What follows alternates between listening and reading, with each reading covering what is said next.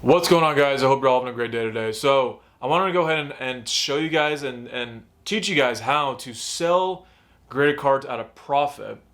And if you're flipping graded cards in particular, how can you profit from doing quick flips, okay? So that's basically going to be the subject of this video today. Now, if you guys are new to my YouTube channel, my name is Jem Poles. I am a Pokemon seller. I sell on eBay and I resell cards, basically. That's everything that I do. You can go on my eBay page down below in the description and look at my store. So let's go ahead and get in this video. So I've been allocating more graded cards into my inventory, okay? And I realize that there is profits that can be made in graded cards, in flipping graded cards. Now, graded cards is a very complicated animal. I am not going to lie to you, it's a complicated animal. It's really hard to be profitable in graded cards.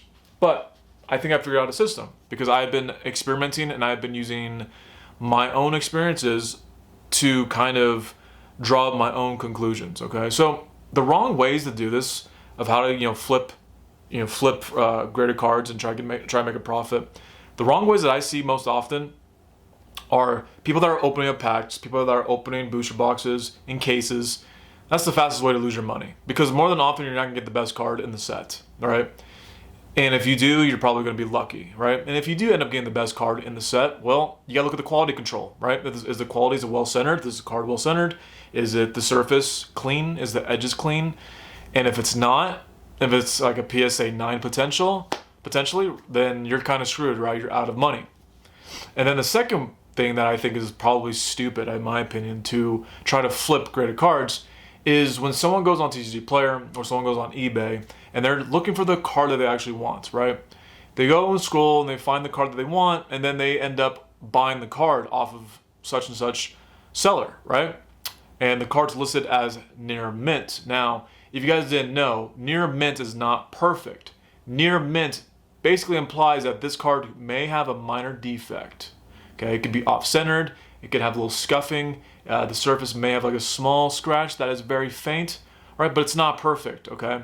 And so what happens is like when the person that bought the raw card ends up getting the card in the mail and they realize, oh, we'll have a scratch on this card and it's listed as near mint, this is not what I want, and then they end up sending the card back to the seller, and then the seller has to deal with the whole ordeal of refunding the buyer, getting the card back in one piece, and it's just a hassle. And the reason why I speak on this is because this happened to me plenty of times, where people just don't like the card quality. They end up sending it back to me because they wanted to grade the cards. And that, to me, is just a waste of time and a waste of money. And you are still taking a risk. It is not a PSA 10. When you're getting these cards off of TCG Player and eBay, it's not guaranteed to be a PSA 10.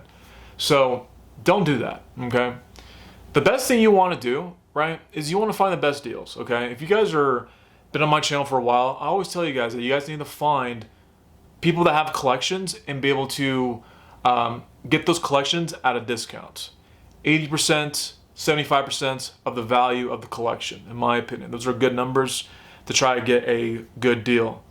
It's the same ordeal, guys, with these graded cards. I'll give you an example, right? So I have this Origin Form Diaglyph V-Star from Crown Zenith Galarian Gallery art, the Galarian Gallery art, and this is graded as a 10. Okay, so this card was a pickup for 120 bucks, and that's the value of the card, right? And then I bought it for 90, so that's about like 80%, I would say. Now, with the fees and with the shipping, I did the math in my mind. I'm still gonna be able to make a profit off of this card, right? Be able to flip it. So that right there, very simple. You got to be able to find the deals out there. Find the people that have the graded cards, right? Because they will, and people are always willing to liquidate. Trust me, there's a lot of liquidations out there, and you'll be able to find people who are liquidating their graded cards. Now, the most important thing that I have to save for last, and the problem that I see with people when they're selling or trying to flip their graded cards, is when they go to list it on eBay, the person is listing it as a buy it now item. This is actually wrong. because you're gonna find out that these high-end, very collectible items, right, they're going to sit in your store for quite a while. The more expensive they are, the more they're going to sit there probably collecting dust, unfortunately. I've seen people have had, mid-tier graded cards that have been sitting in their inventories for several months to even years. And the problem with that is that, like, the person that is doing that, the person that is doing the buy it now for these graded cards, they don't know who their audience is. These people that buy graded cards, guys, these people love auctions, okay? I don't know what it is about auctions, but there's a humongous niche of people out there that just love doing auctions. They love participating in auctions. You're going to be able to get rid of these cards, or these slabs, rather, these graded cards, when you do auction them. Now, I know the objection to this. The objection is going to be, well, what if the card sells for way less than what you bought it for? And here's the thing, guys. It's really rare, especially for a graded card, to sell below market price in an auction, okay? And if it does go below market price, it probably won't go below 95%, okay? In worst cases, you may just break even, in worst cases. I never really lost any money before from selling or doing auctions on graded cards. I've broken even on some of the bad ones, right?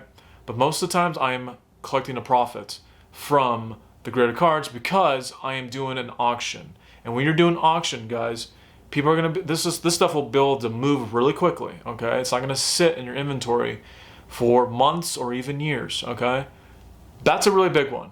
You gotta know who your audience is. Your audience loves auctions. Graded cards is an auction just universe. You have to understand that, and you have to accept that. And that's the objection I think people are going to leave on this video is, well, what if it sells for less?